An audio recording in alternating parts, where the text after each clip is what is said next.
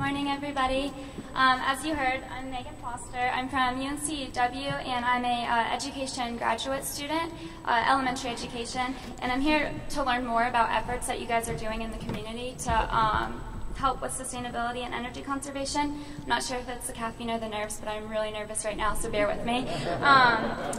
So I've been asked to share my experience with piloting Humane Education that's focused on creating good citizens in a sustainable future. My audience is generally a lot smaller than you all and have a very tiny vocabulary, and so at first I thought that you all would wonder why an elementary teacher is here speaking at an energy summit, but it's evident that you guys recognize the value of education. I've heard that since I've been here. That's been kind of an underlying theme, and so many of you have touched on what I'm going to discuss today, so this is going to just be a reiteration and emphasis of those ideas. Jed Moody said two things on Monday that really align with my philosophy of education. The first one was, don't assume someone else is doing it, and educate leaders for tomorrow. So as the inspirational Nelson Mandela once said, education is the most powerful weapon which you can use to change the world. This quote encompasses why I'm here and I chose teaching as a career. I truly believe that education can help to solve a multitude of issues. So I want you all to take a moment to think, what if we all had the passion and skills to solve the most pressing challenges of our time, and through our daily choices, works, and acts of citizenship, and made choices to do the most good and least harm for ourselves, other people, and animals on the earth? Imagine the world that we could create. Humane education is the key to creating that world. It's a lens to view the world, it's a body of knowledge, and it's a set of tools and strategies for teaching about human rights, animal protection, environmental stewardship, cultural issues, and their interconnectedness. Humane education not only instills the desire and capacity to live with compassion, integrity, and wisdom, but also provides the knowledge and tools to put our values into actions in meaningful, far-reaching ways so that we can find solutions that work for all. And through humane education, we create solutionaries. A solutionary is someone who identifies inhumane and unsustainable systems and then develops practical, effective, and visionary solutions, both large and small, to replace them with those that are restorative, healthy, and just. Solutionaries bring their knowledge and skills to bear on pressing and entrenched challenges in an effort to create positive change for all, people, animals, and the earth. So why children? Because they're empathetic, because they care. Their mind is a blank slate without any prejudice, and as John F. Kennedy said, children are the world's most valuable resource and the best hope for the future. They truly are the future of the world, so why not try to teach them about these global issues and sustainability while they want to do the most good and least harm and they care? We need to shift from teaching or telling children what to think and teach them how to think, so that they'll think critically, analyze situations, recognize credible sources, investigate, and come up with solutions. One of my professors at UNCW, Dr. Elizabeth Crawford, introduced me to this approach of education, and it makes so much sense. Why have we not already been teaching students like this, and to teach them to be good citizens and to think critically? I found this education, or this style of education, so inspiring that I wanted to share my experience implementing it with you today. So this is a screenshot of the blog written by my professor on the Institute for Humane Education's website. It discusses my graduate cohort's collaboration with a local elementary school.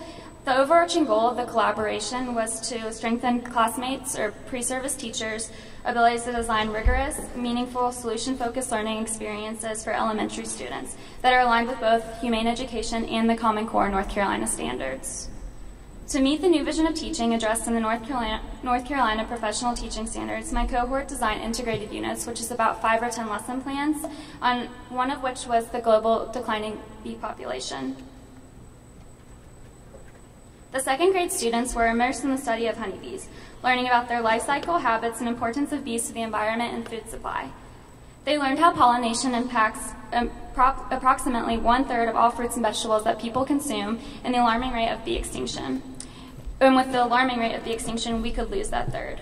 To implement solutionary ideas, we had the students design a take action piece to summarize the unit, which allowed students to take the information that we taught to come up with a solution to the problem of bee extinction and declining food supply.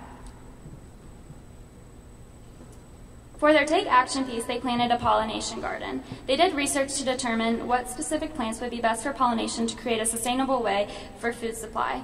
Here are some of the images of the students planting the pollination garden. The kindergarten group focused on biodiversity and sustainability. Home Depot donated a tree for the students to plant to learn more about these concepts.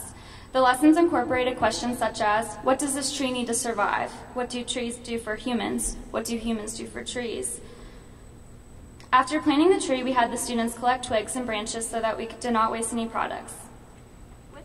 With these materials, the students made thank you cards to send to Home Depot for donating the tree. The thank you card not only practiced writing skills, but manners, creativity, and reusing materials. The pilot got great feedback, and the students' response encouraged me to do other lessons like this.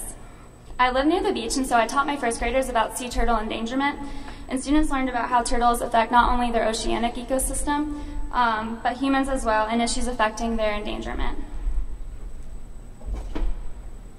At the end of the lesson, I asked students to draw me a picture of how they wanted to help the turtles after they learned information about them.